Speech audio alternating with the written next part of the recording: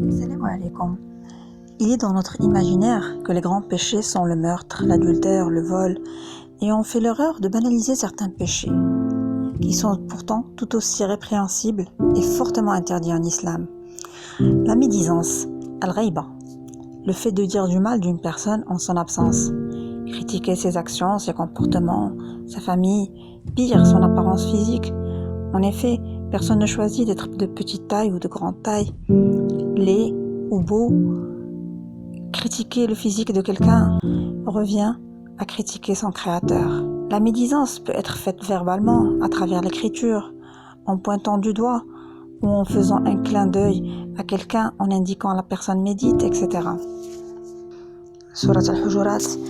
Et ne médisez pas les uns des autres. L'un d'entre vous aimerait-il manger la chair de son frère mort?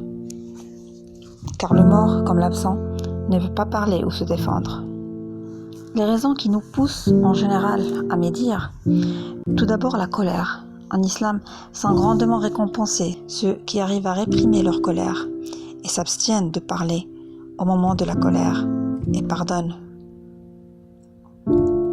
La médisance peut être aussi utilisée comme moyen pour réussir au détriment de quelqu'un, un collègue par exemple, qu'on cherche à dévaloriser. Celui qui a ce genre d'attitude a peut-être gagné la confiance et l'estime de ses supérieurs, mais il a perdu celle d'Allah.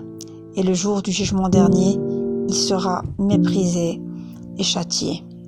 On entend fréquemment « Je ne suis pas le seul à médire, tout le monde médit ». Est-ce une raison valable de suivre des personnes de notre entourage dans le tort, juste parce qu'ils sont nombreux?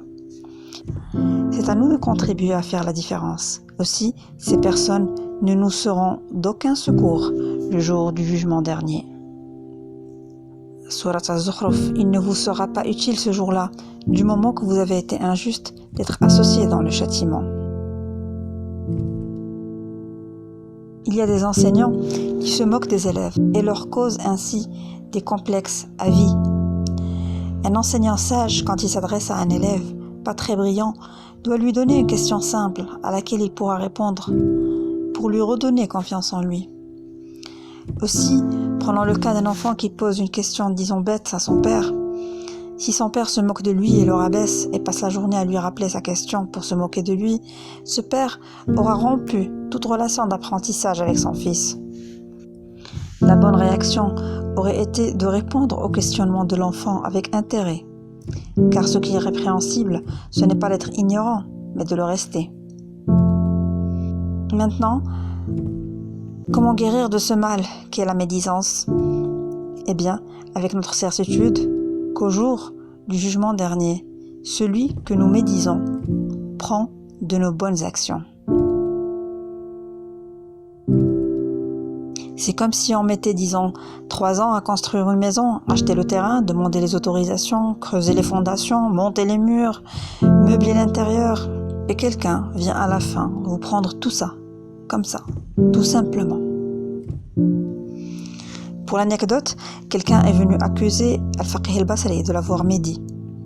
Al-Basri lui a alors répondu « Qui es-tu pour que je te médise et que je t'offre mes bonnes actions ?» Al-Hasanat. En d'autres termes, tu ne mérites pas que je te médise.